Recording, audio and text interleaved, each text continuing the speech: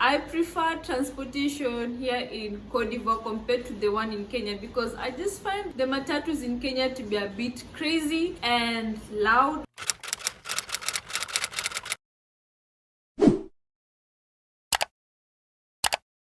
Salut tout le monde, welcome back to my channel. I hope everyone is doing well. I hope you're staying indoors and taking care of yourselves, taking care of your family. For those of you that have to go out for work, please apply social distance, walk with your hand sanitizer, always keep your hands clean, wash them whenever possible, avoid touching random things, and just please listen to what the medical doctors and health practitioners are saying, and we'll fight this thing and our lives will get back on track.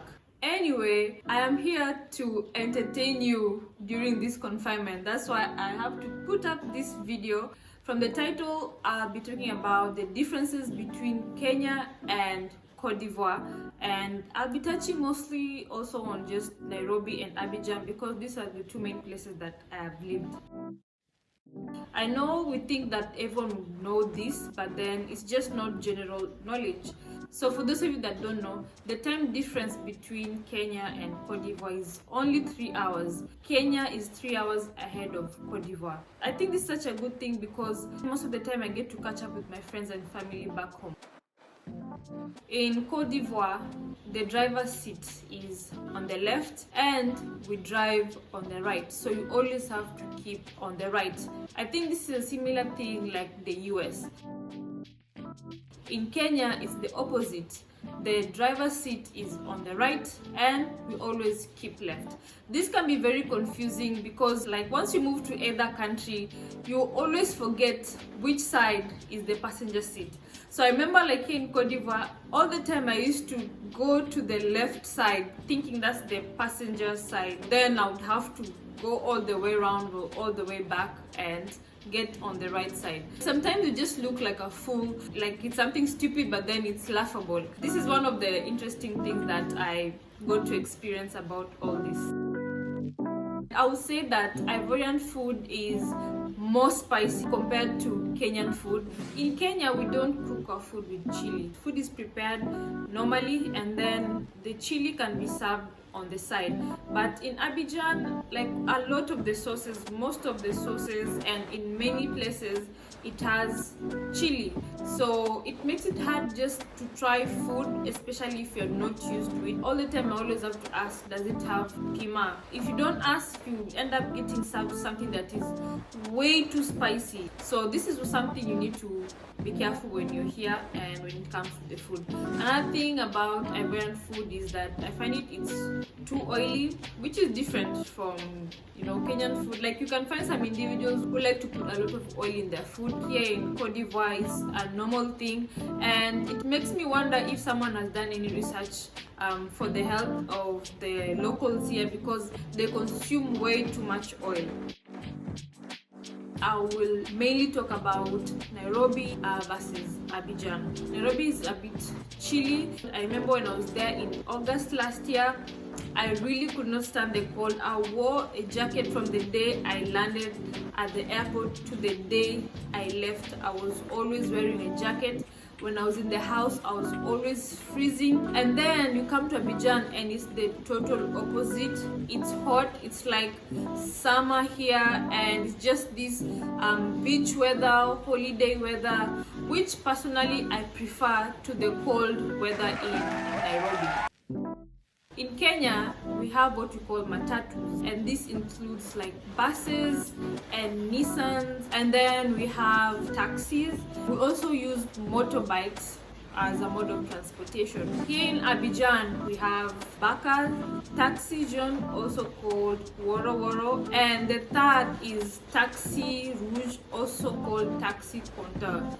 I prefer transportation here in Cote d'Ivoire compared to the one in Kenya because I just find the matatus in Kenya to be a bit crazy and loud because there they put like a sound system in the matatus and with screens. And baka is like the craziest mode of transportation. Like, you wouldn't want to try it unless you're trying to be adventurous. They also have like buses here, which I've tried before, and it was super comfortable. As for the taxis, I will say that taxis in Nairobi are more expensive than in Abidjan. Even when I was there, the Uber was super expensive, and I find myself spending a lot of money. Even though when you're here, the taxi is more expensive than the Woro. Something else I like about transportation in Cote d'Ivoire is that the price never goes up during the rainy season. Unlike in Nairobi, once these people see gray clouds, they already hike the transportation. Many people know that Kenya really leads when it comes to mobile money. We're doing very well with our M-Pesa. In Swahili, money is pesa, so M-Pesa, mobile money. We're using it everywhere. When I went back, it had even improved because people pay school fees. You can pay at the petrol station for your gas. Even at the restaurant, I went out to eat and we were able to pay with M-Pesa. In Cote d'Ivoire, I feel like even though it's available, things like Orange Money or Move Money, like people haven't really like accepted it. I just hope that it's going to pick up and we can be able to pay for things, because it can really save people. Like at this moment of coronavirus, where touching money is very risky, mobile money would work really well. In Cote d'Ivoire, people don't really use it to buy things. I know some do, but it's not that popular. Here, mainly, we just use it to transfer money from one person to the other, or from your bank to your phone. In Kenya, the internet is really fast. When I was there, I saw the difference compared to what we have here. I'm not saying that here is slow. It's also good, but not as good as what we have in Kenya. However, I also realized that it's expensive there, especially if you're going to surf on 4G, which is the fastest. You spend a lot of money compared to here. When I was there, I realized that whatever I would normally spend here for like maybe 3 days, there it wasn't even lasting like half a day.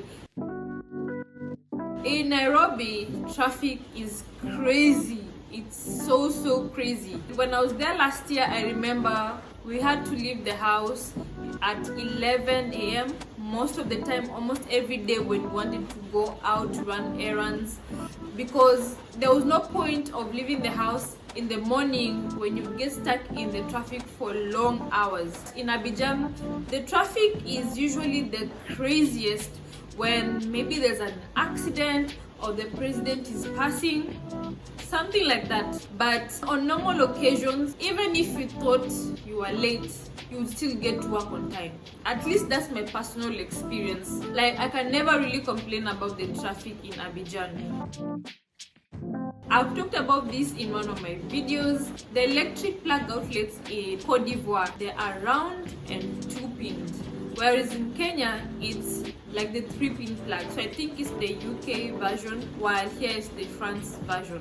So you need to know this when you're coming here the first time, so that you're well equipped and you just don't find yourself in a situation where you want to use your laptop or to charge your phone and you can't plug it anywhere.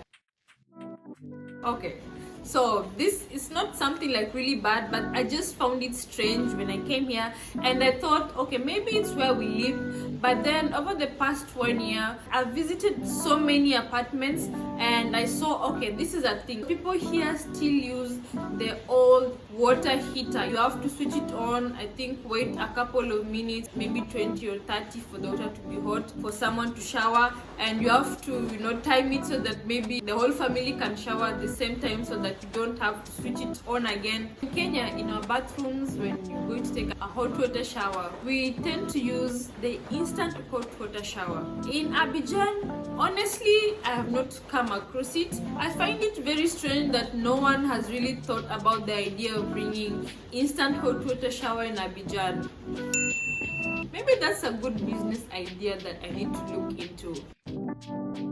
According to my observation, I will say that in Abidjan, women tend to wear like shorter things. It's kind of a bit, or like kind of generally accepted, like just basically things that if you were to wear in Nairobi during the day, something bad could happen to you. Someone might decide to take off all your clothes. The things that I find myself wearing here, I can't imagine myself wearing them in Nairobi during the day. It's crazy, like the mentality of some men there, but here in Abidjan, people don't stress you about it. I'm not saying that there's zero chance that some men will not catcall you or what, but again, the chance is very minimal. I don't know how many people are going to agree with me or disagree, but in my opinion, I feel like Nairobi is more riskier than Abidjan. Like an example I would give, I know for sure that I wouldn't be having my phone for 2 years in Nairobi. Maybe at some point it would have been snatched or somebody would have pickpocketed it. When I came here, I used to clutch my bag so close to me. At some point, I just became relaxed. There's crime in Abidjan, I'm not going to deny that, but not the same as Nairobi. A lot of people always ask me about finding work in Abidjan. So what I would say is that in Abidjan, the chance of you getting a job here, if you are bilingual in terms of French and English, is easier. Not that you'll get just any type of job because you speak English and French, but you always get something to do, whether it's teaching English as a language, because I feel like here people are opening up to English as this great opportunity to advance in life, in their career, in their business, and they need it a lot. So if you come here with your English speaking skills, you'll always definitely get something in this line. Also, different companies right now are employing people. Let's say if it's an accountant, if you speak English and French, then it's best for you. In Kenya, it's a bit hard because we don't really rely on French. English is just our basic thing, and maybe now Chinese. It will be a bit difficult for you to get a job in Nairobi. Also because in Kenya we have so many people graduating, but the jobs are very few.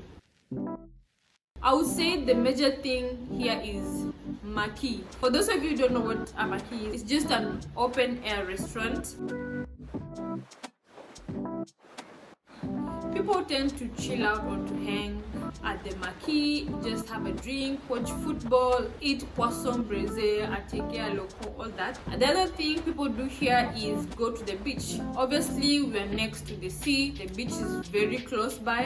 In Nairobi, people tend to chill at the pubs, or they just go out clubbing, or over the weekends they go outside Nairobi to places like Naivasha just to have fun, eat some nyama choma. Oh, one last thing, in Abidjan we rarely have blackouts. Even if we have the strongest wind, the heaviest rain, thunder and lightning, we always have electricity. When you compare to Kenya, we also almost never have blackouts, but as long as it starts raining, electricity has to go. So that's it from this video. Before you go, I just want to remind you to stay safe, take care of family, don't forget to wear your mask, sanitize your hands, wash your hands, and just be hopeful, and we shall fight this thing.